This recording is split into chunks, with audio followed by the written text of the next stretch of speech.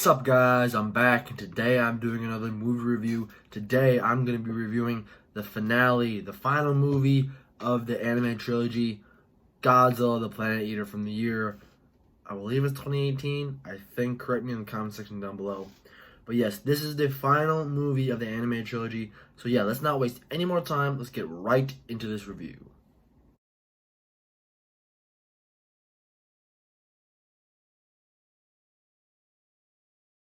So basically, guys, this movie picks up right where we left off with Godzilla City on the edge of battle, and it takes us to the mothership. And the head of the Bills Saludo, he's not very happy about what Haruo did.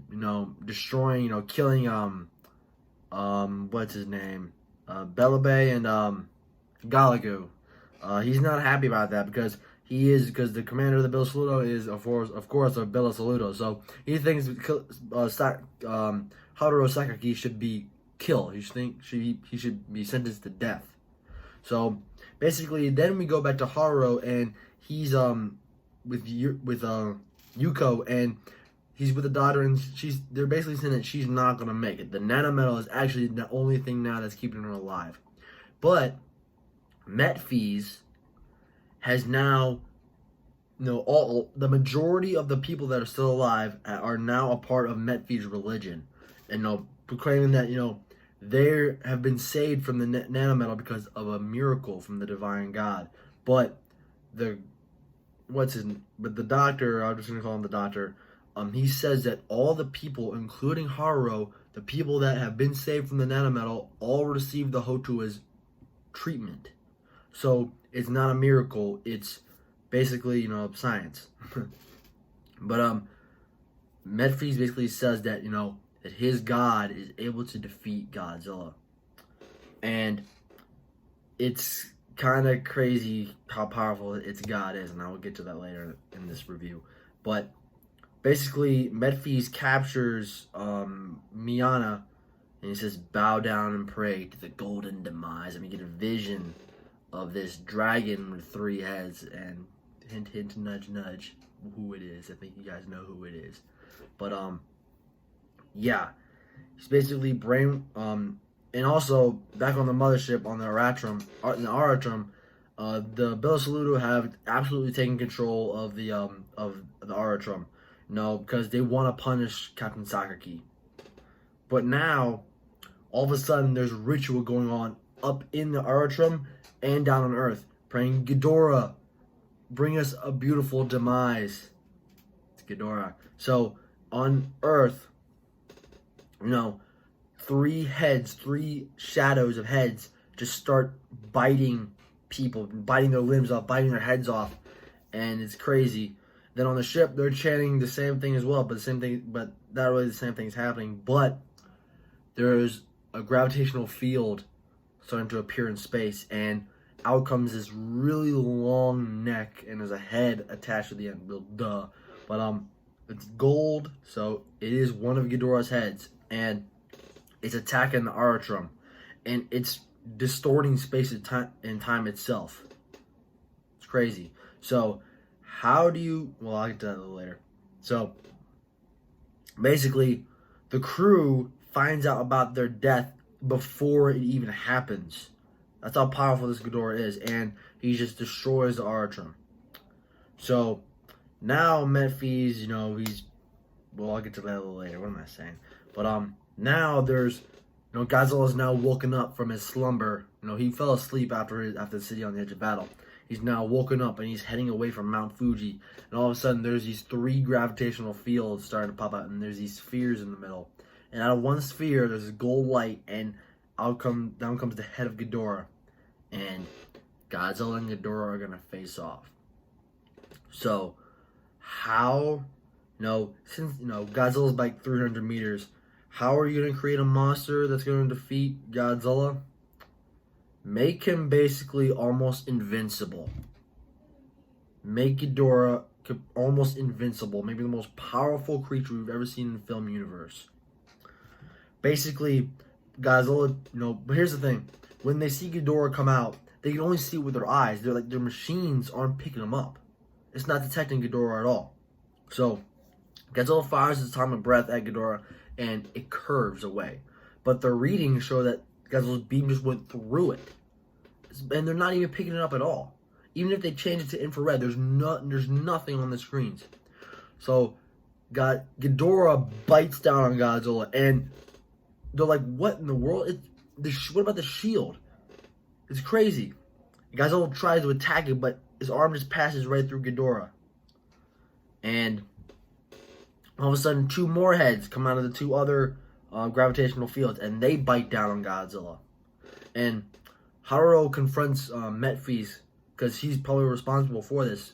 And all of a sudden, we see his eye is different. Metphis' eye is different. It's got like golden lines, and it's got like a pupil. What am I saying? I'm not a biologist, but basically, he stares into Haruo's soul, and he puts him in like a dream or something like that.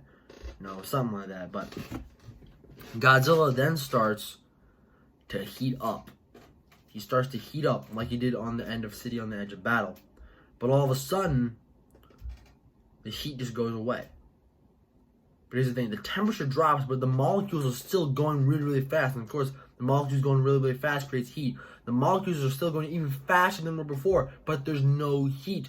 So how is this possible? Godzilla's now, his temperature is dropping below 32 degrees Fahrenheit. So they're wondering, how is this happening? But then they realize that Ghidorah is from another dimension, and that he's attacking from another dimension. So the laws of Earth do not affect Ghidorah at all. And I quote from the movie. So, in theory, this could destroy Godzilla, right? Are you kidding? That thing isn't just going to destroy Godzilla. The entire Earth is going to be destroyed as well. Ghidorah is going to destroy the world. Then all of a sudden, Godzilla starts to elevate, starts to levitate. And, of course, Ghidorah is lifting him up. Then all of a sudden, Godzilla starts to be like Ghidorah on like the screen. Godzilla's starting to fade away. Not with their eyes. They still see Godzilla, but on the machine, he's starting to fade away. But then, Metphis and Miyana, and we learn who the Hotua worship. They worship Mothra. Well, not really Mothra. Mothra's egg. So they put their hands on the egg, and they're able to go into Haruo's dream and tell them that Metphis. But here's the thing. They tell him that Metphis is guiding Ghidorah, because the only way that Ghidorah would be able to attack Godzilla in this dimension is if someone is guiding Ghidorah. And that eye of that Metphis' eye that's whacked out, that's the eye of Ghidorah. That's how Ghidorah is seeing in this dimension. So Haruo eventually wakes up from his dream, and he's able to break the eye. And now Ghidorah is susceptible to the laws of Earth. And after that happens, Ghidorah stands no chance. Godzilla just wipes one of the heads out with his tail, and he breaks the jaw of the second head, and then he shoots his atomic breath at the third head, and he shoots all the spheres that are in the gravitational fields, and that basically, banishes Ghidorah from this dimension. And Metphis is now dying, and he says to Haruo that as long as you're alive, Ghidorah will always be watching you. So what does Haruo do after that? He kills himself. He allows Godzilla to kill himself. So, yeah. Because if Ghidorah's going to watch over him, that means he could attack Earth again. So he doesn't want that to happen. So, yeah, that's basically the movie, guys. So, yeah, guys, I actually do enjoy this movie. In my opinion, it's the best out of the anime trilogy, in my opinion. And Ghidorah is absolutely ridiculous. I wish, though, he would have looked more like this.